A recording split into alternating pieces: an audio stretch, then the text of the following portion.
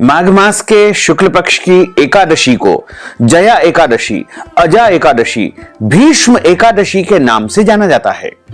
इस बार एकादशी तिथि का आरंभ 28 जनवरी 2026 बुधवार के दिन शाम को 4:35 से एकादशी तिथि लग जाएगी, जो कि 29 जनवरी 2026 को दोपहर 1:55 पर एकादशी तिथि समाप्त हो जाएगी। अतः सभी भक्तजनों को, माताओं बहनों को, वैष्णव जनों को, स्मार्त जनों को और अन्य सभी संप्रदायों को मानने वालों को एकादशी का व्रत केवल और केवल 29 जनवरी 2026 गुरुवार के दिन ही रखना चाहिए, क्योंकि इसी दिन सूर्योदय व्यापिनी एकादशी है, द्वादशी युक्त एकादशी है। शुद्ध हरिवासर जो एकादशी का व्रत रहेगा वो 29 जनवरी 2026 गुरुवार के दिन ही रहेगा।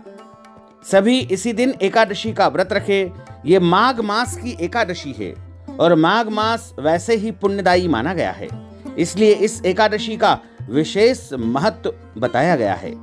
और इस एकादशी व्रत का पारणा का अर्थ होता है व्रत खोलने का दिन या व्रत खोलने का समय, जो कि इस बार 30 जनवरी 2026 शुक्रवार के दिन सुबह 7:10 से लेकर के 9:10 तक एकादशी व्रत का पारणा कर लेना चाहिए।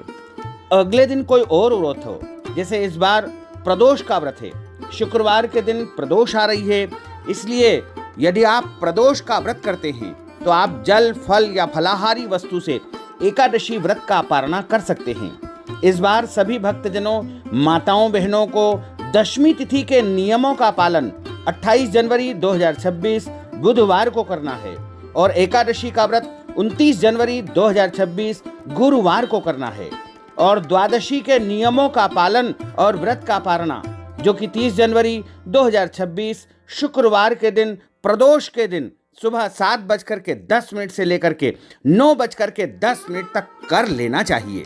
एकादशी का व्रत सभी को करना चाहिए, क्योंकि एकादशी का व्रत करने से मनुष्य के कई जन्मों के, करोड़ों जन्मों के पाप जड़ से नष्ट हो जाते हैं तथा उनके पुण्यों का उदय होता है।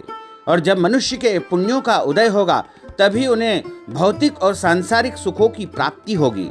जो भक्तजन, माताएं बहनें एकादशी का व्रत करते हैं उनको अपने जीवन काल में कम से कम एकादशी व्रत का उद्यापन भी करवाना चाहिए। यदि आप हमारे माध्यम से उद्यापन करवाना चाहते हैं तो इस हेतु हमसे संपर्क करें। आपके नाम और गोत्र से हम उद्यापन संपन्न कर देंगे।